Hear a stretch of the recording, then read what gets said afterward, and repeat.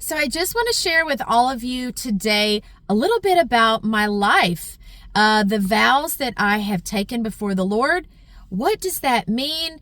And how does it change the dynamic of my daily life, ministry, and everything else included? Well, so I live what is called a surrendered life. So this does not mean that I have taken any vow to never marry, to never have a relationship, to never care about anybody. I have never taken that vow. However, I have taken a vow that I belong to the Lord. So what that means for me is that I have to have God's permission with everything that I do in every area of my life. So I always pray, I always talk to the Lord. And so it's not that I don't meet people that are wonderful and they're really, truly good people, but I always just talk to the Lord. And it's like God has been telling me for about 7 years that he just wants me to himself right now.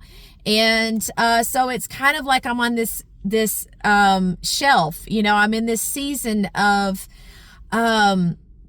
just belonging to the Lord. And if or when God will ever take me out of that season, or if this is something that he's going to have me do for the rest of my life, I really believe it's a daily bread. It's a daily journey.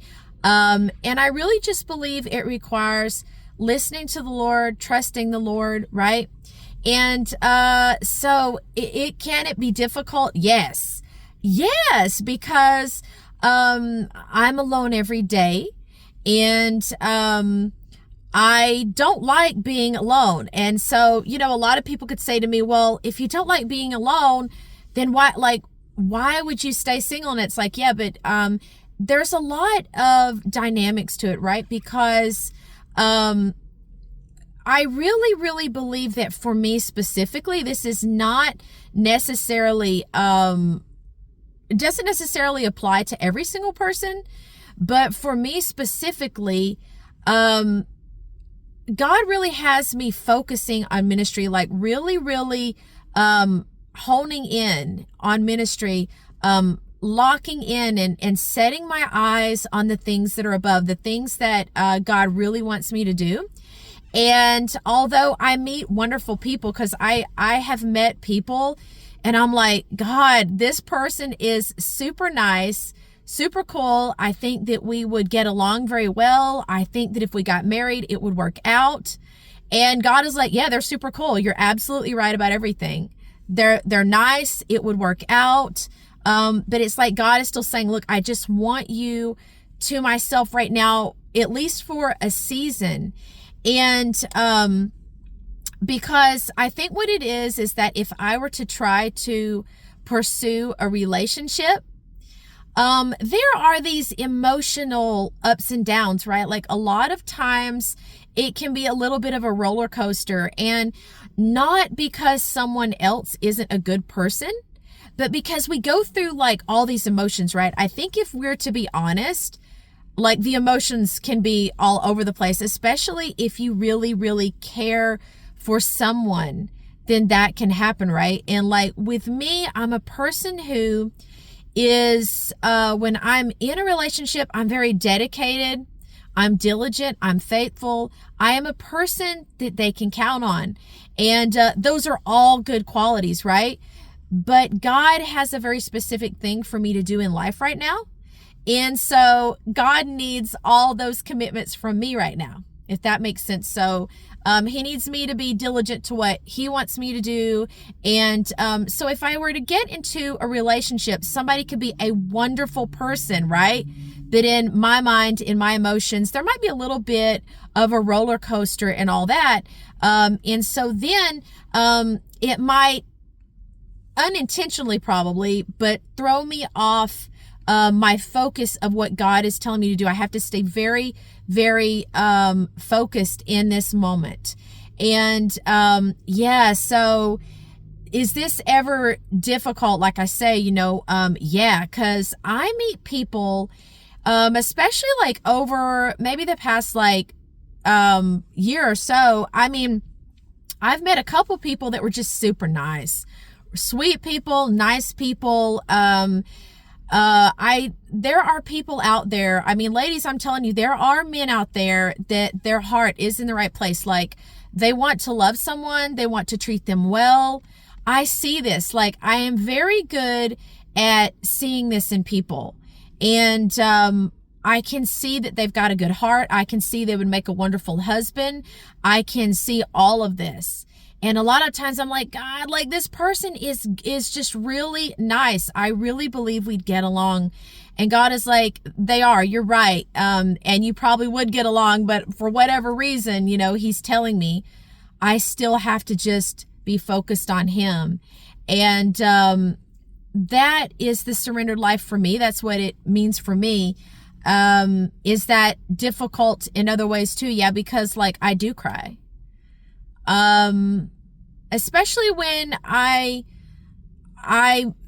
can see right in front of me is a person who, by all means would be a good relationship, by all means, is intelligent, loves God, cares about souls. I can see every bit of that. And then I cry because I pass it up, right? I think that sometimes there's this idea that if you just do things for God, that there'll never be any inner pain or hurt or emotions. But there are, you know, and like, I'm being really real with you guys today. And that one of the toughest times of year for me is like Valentine's Day. It is a tough one, man. That like, I haven't went through a Valentine's Day in several years where I didn't just absolutely cry. And it's like, I make up my mind, right? Like I say, I'm not going to cry. Everything's going to be okay today. And what do? Cry. You know, I actually have to avoid the grocery store, during, Valentine's because, I see all these people buying roses and teddy bears and cards, and it gets me, right? But I know that every tear that I shed, every sorrow that I've went through, in the end, I believe that, this is just, a holy sacrifice on the altar of the Lord. Every tear, every time that I pass up really good people, and that's where I'm coming from. I think that a lot of times in the Christian realm we hear so much about like you know, counterfeit people, counterfeit relationships, things sent by the devil. It totally exists. I believe that it does exist. I believe a lot of those things are sent to derail and distract and like throw people off the right track, right? It does happen. But I do want to say too, just because someone isn't compatible or God tells you not to go out with them right now, doesn't mean they're a counterfeit person. It doesn't mean they're evil. It just means that God is saying no right now because he's got something that he's doing, something that he's working. He's got a plan. And yeah, I think that that's a very important point that I want to share.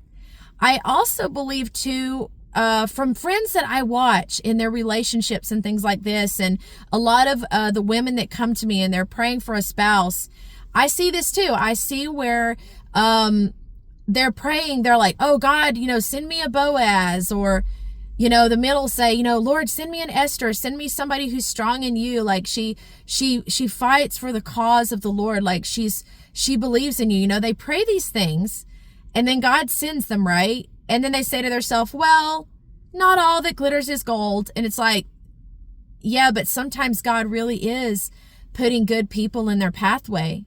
So I think that it could go either way. And I really believe that if you seek God in life, you really, really put him first, he's going to guide you in every step of the way.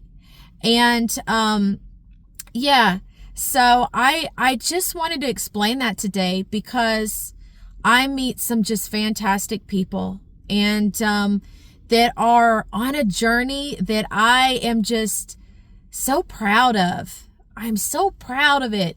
I am cheering them on. I am believing in the people out there that are really, really praying for revival. They're really, really wanting souls to be saved. So if you're out there, I'm just so proud of you. I'm so proud. And that is sincere. That is from my heart.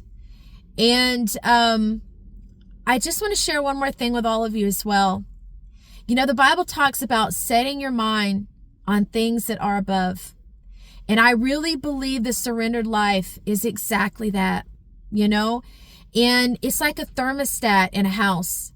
You know, when it starts to get cold outside, what do? Well, you set that thermostat on, let's say 65, 68. It depends on what you like. But you set that thermostat, right?